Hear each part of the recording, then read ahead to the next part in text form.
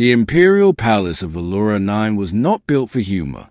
Its towers of liquid crystal and gold alloys reflected the twin suns, and its floors shimmered with nanite-polished perfection. Every breath inside its halls was heavy with protocol and formality. That was, until the day the Empress got stuck. My name's Jalen Ward, human mechanic, engineer, and unwilling ambassador for the United Earth Expeditionary Corps. When humanity first made contact with the Velorans, a regal, 6-foot-tall, blue-skinned species known for their grace and telepathic precision, I thought my job would involve adjusting warp cores and fixing communication satellites. Instead, I ended up fixing furniture. And not just any furniture, royal balcony railings.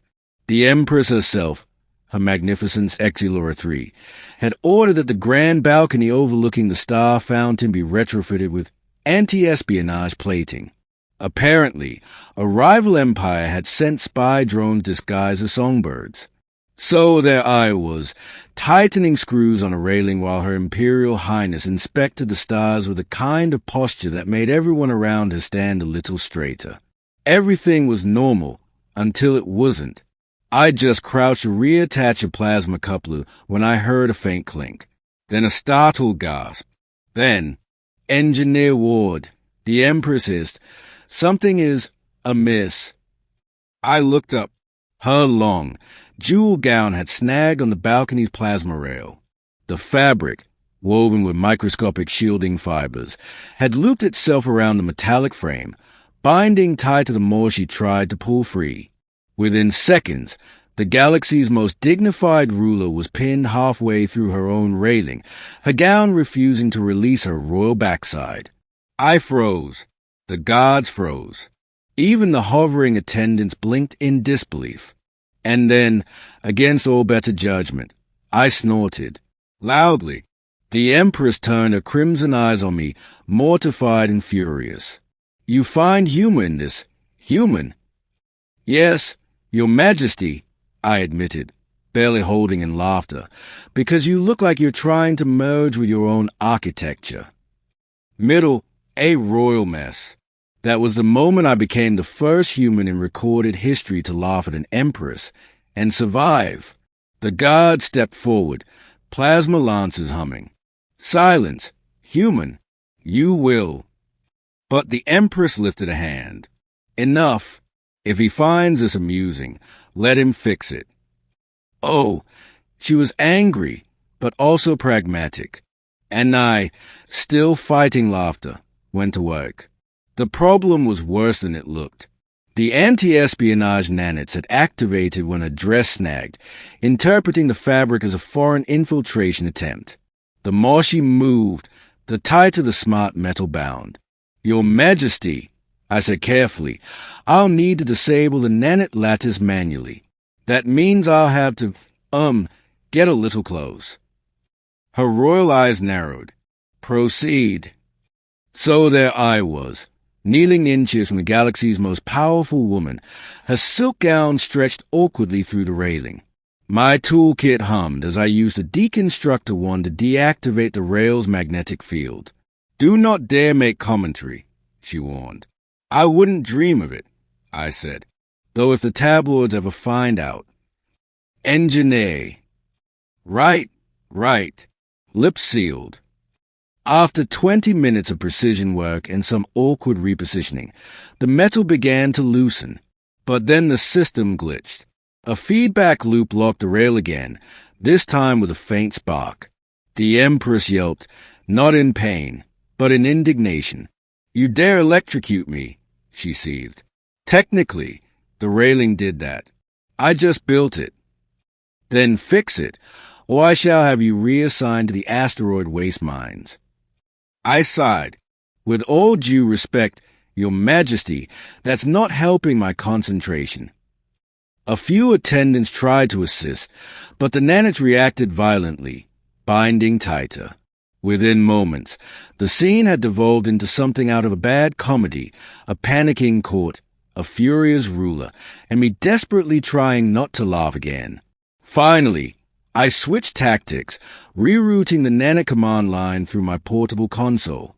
"All right, I muttered, "Manual override engaged. You'll be free in about 5 seconds." "See that I am." 5, 4, 3.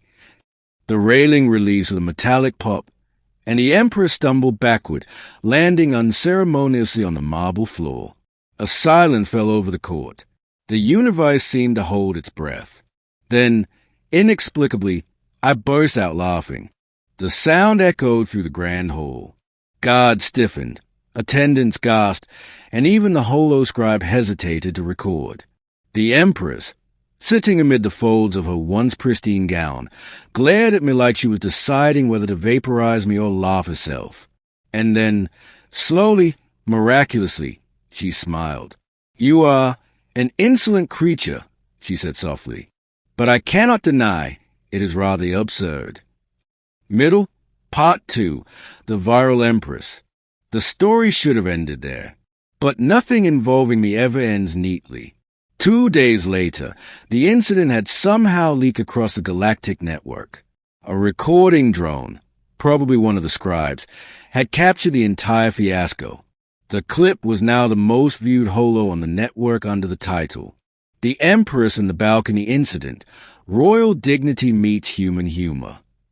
Velerans, who prided themselves on eternal composure, were losing their minds laughing. Meanwhile, the Empress summoned me again. "Engineer Ward," she said when I entered her private chamber, "the galaxy is mocking me." "Well, technically, they are celebrating relatability, Your Majesty," I offered. "Everyone saying it made you seem human." She frowned at the word human, but her expression softened.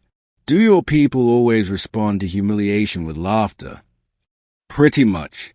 It's our best survival mechanism." "Fascinating."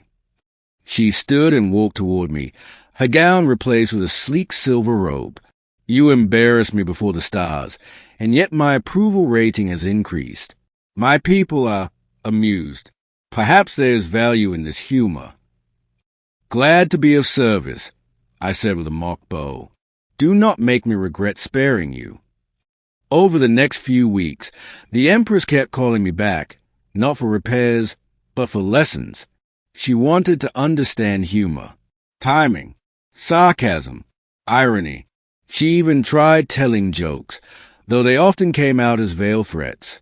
One day she said, "Engineer Ward, why did the plasma conduit refuse to function?" "I don't know, Your Majesty." "Why?" "Because it could not conduct itself properly." She smiled, pleased with herself. I groaned. "That was terrible. I'm proud of you." We became something like friends, or as close as a common engineer and a galactic monarch could be. The palace changed, too. Laughter began to echo through its halls. Guards relaxed. Servants spoke more freely.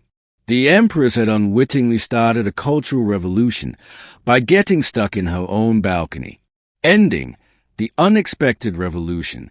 Months later, during a summit with rival empires, the Empress surprised everyone. Instead of her usual stoic posture, she began her speech with, "I would like to assure my esteemed colleagues that today I will remain firmly detached from all balcony railings." The hall erupted in laughter. Even the delegates from the notoriously humorless collective smiled. Diplomacy, it turned out, worked better with a little humanity. Afterward, as we stood on the same balcony that started it all, she turned to me. "Your species possesses a strange power, Jalen Ward. You find light where others see only embarrassment." "It's what we do best," I said.